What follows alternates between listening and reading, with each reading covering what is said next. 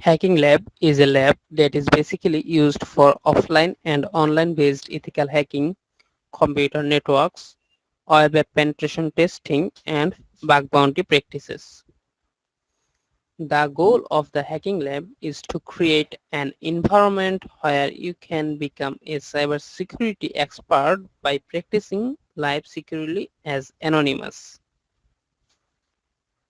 Why do we need to have a hacking lab?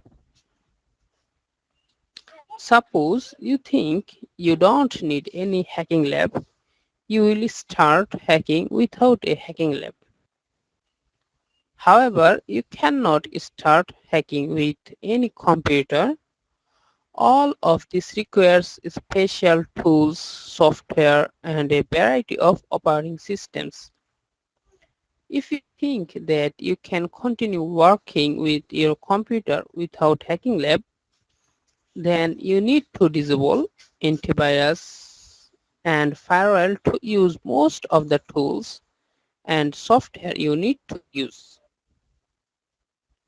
As a result, your PC can be a victim of viruses, malware, spyware, ransom at any time, and the data in your collection will be at risk. So we need to use Hacking Lab. Hacking Lab can be of two types. One, physical lab. Two, virtual lab. Building a physical lab requires a lot of money. The reason you have to use a lot of devices here as well as the network and build a structure which will be very time consuming and cost huge money. On the other hand, you don't have to spend money to create a virtual hacking lab and it saves time. So we will use virtual hacking lab.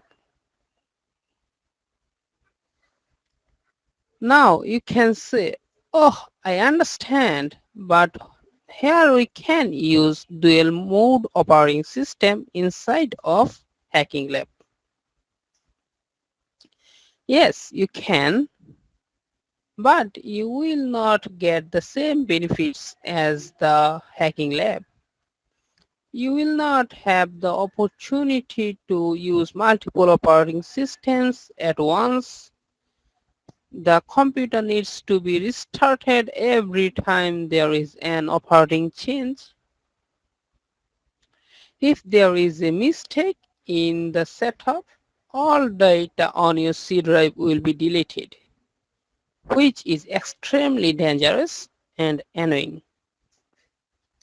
So we will use virtual hacking lab. What is needed to create a virtual hacking lab? A good quality computer, a virtualization software, and operating system. About good quality computer. To create a virtual hacking lab, at least 100 GB of disk must be left empty. It depends on how many operating system you want to use. If you want to use more operating system, then you have to empty more disk space. Then 64-bit processor and your computer must have a minimum of 8 GB RAM to work well. About virtualization software. Then you need a virtualization software. It allows you to run two or more operating systems using just one PC. Virtualization software, also called a hypervisor, is what allows on computer or a server to host multiple operating systems.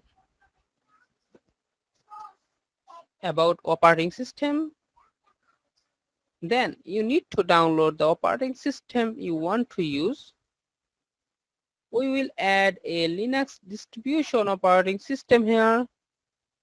I will also show you how to add Windows and mobile operating system into virtualization software. As a result, you will do easily add any operating system without the help of anyone.